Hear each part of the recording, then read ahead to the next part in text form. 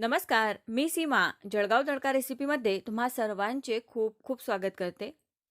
नेहमी पालक पनीर, पालक पुरी किंवा पालकाचे तेच पदार्थ खाऊन जर कंटाळा आला असेल, तर मस्त भरपूर लसणाची चुरचुरीत फोडणी घातलेला हा लसूणी पालक तुम्ही एक वेळा नक्की ट्राय करा. लसूणी पालक बनवण्यासाठी इथे कढईमध्ये 2 मोठे चमचे भरून मी तेल ठेवलेलं आहे. आता हे तेल छान गरम झालं, यामध्ये मी जिरं घातलं. त्यानंतर इथे 4 ते 5 हिरव्या बारीक मिरच्या आहेत. आपल्या आवडीप्रमाणे, चवीप्रमाणे इथे मिरची तुम्ही कमी अधिक करू शकता. त्यानंतर एक मध्यम आकाराचा छान बारीक चिरून घेतलेला कांदा घातला. आता हा कांदा मंद आचेवर व्यवस्थित परतून घेऊया. खूप जास्त तांबूस होऊ द्यायची गरज नाही. हलका परतून घ्यायचा आहे फक्त. आता यामध्ये बेसन पीठ मी घालते आहे. तर एक चमचा भरून मी इथे चणा डाळीचं किंवा हे बेसन पीठ मी इथे घेतलेलं आहे. हे बेसन पीठ अगदी मंद आचेवर व्यवस्थित आपल्याला इथे भाजून घ्यायचं आहे. म्हणजे यातला कच्चापणा निघून जाईल आणि या भाजीला या बेसन पिठामुळे छान असा दाटसरपणा येईल. भाजी दाट होईल, छान अशी क्रीमी होईल आणि चवीला छान लागेल. आता व्यवस्थित बेसन पीठ इथे मंद आचेवर भाजून घेतलं. आता यामध्येच लाल टोमॅटो मी घालते आहे. तर एक लाल टोमॅटो आहे, बारीक चिरलेला तो घातलेला आहे. जर तुम्हाला बारीक चिरून टोमॅटो घालायचा नसेल तर तुम्ही ते प्युरी वापरू शकता. नसेल घालायचा तर स्किप करू शकता. परंतु पालकासोबत लाल टोमॅटो खूप छान लागतो, म्हणून मी इथे टोमॅटो घातलेला आहे. आता यामध्ये चवीप्रमाणे मीठ घालून घेऊ.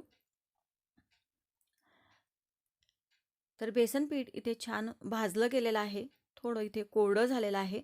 आता खूप जास्त कोरडं होऊ नये म्हणून यामध्ये मी पालक शिजवताना जे पाणी वापरलेलं होतं तेच इथे वापरलेलं आहे. थोडं पाणी घातलं, त्यामुळे बेसन पीठसुद्धा छान मऊ होईल आणि मसाला हा जास्त कोरडा होणार नाही. आता थोडं चमच्यानी असा हा टोमॅटो ठेचून घ्यायचा, म्हणजे तो व्यवस्थित चुरला जाईल, बारीक होईल. आता यामध्येच जेव्हा मी पालक शिजवून घेतला, तेव्हा पालकातले 6-7 पानं असे बारीक चिरून घेतलेले होते, ते सुरुवातीला घालायचे आहे. यामुळे याची चवसुद्धा लागते आणि भाजीसुद्धा दिसायला छान दिसते. तर पालक आपल्याला इथे शिजवून घ्यायचा आहे. कमीत कमी पाण्यामध्ये पालक व्यवस्थित शिजवून घ्यायचा. आता यामध्ये पालक शिजवत असताना जे पाणी मी ठेवलेलं होतं, तेच पाणी मी इथे वापरते आहे. फेकून दिलेलं नाही. गरजेनुसार तेच पाणी मी इथे घेते आहे. आता यामध्ये अर्धा चमचा हळद घातली, 1 चमचा भरून मी इथे धणे पावडर घातली. व्यवस्थित मिक्स करून घ्यायचं आहे आणि यामध्ये मसाला घालणार आहे. तर इथे तुम्ही मसाला कुठलाही साठवणीतला घातला तरी चालेल. मी इथे 1 चमचा भरून किचन किंग मसाला घातलेला आहे.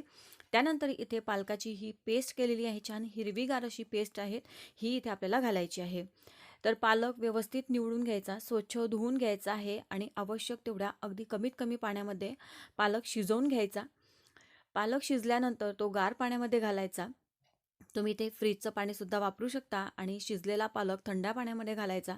त्यानंतर तो मिक्सरमध्ये फिरवून छान अशी बारीक पेस्ट तयार करून घ्यायची आणि ती आपल्याला इथे वापरायची आहे.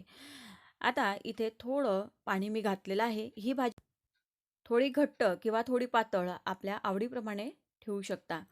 आता सुरुवातीला भाजी जरी थोडी पातळ वाटत असली तरी पूर्ण शिजल्यानंतर भाजी थोडी दाटसर होईल. आपण यामध्ये थोडं बेसन पीठ घातलेलं आहे, त्यामुळे भाजीला छान बाइंडिंग येते. आता भाजीला साधारण 2 मिनिटं शिजू द्यायची आहे आणि या भाजीचा हिरवागार रंग कायम राहण्यासाठी म्हणून मी इथे थोडी साखर घातलेली आहे. साखरेमुळे ही भाजी छान हिरवीगार दिसते आणि खूप जास्त वेळ शिजवत बसायची नाही, कारण आपण आधीही पालक शिजवलेला आहे आणि पालक शिजायला खूप जास्त वेळ लागत नाही. त्यामुळे खूप जास्त शिजवायची नाही. आता मी इथे गॅस बंद केलेला आहे आणि ही भाजी छान अशी तयार झालेली आहे. तुम्ही इथे क्रीमसुद्धा वापरू शकता जर तुमच्याकडे असेल तर.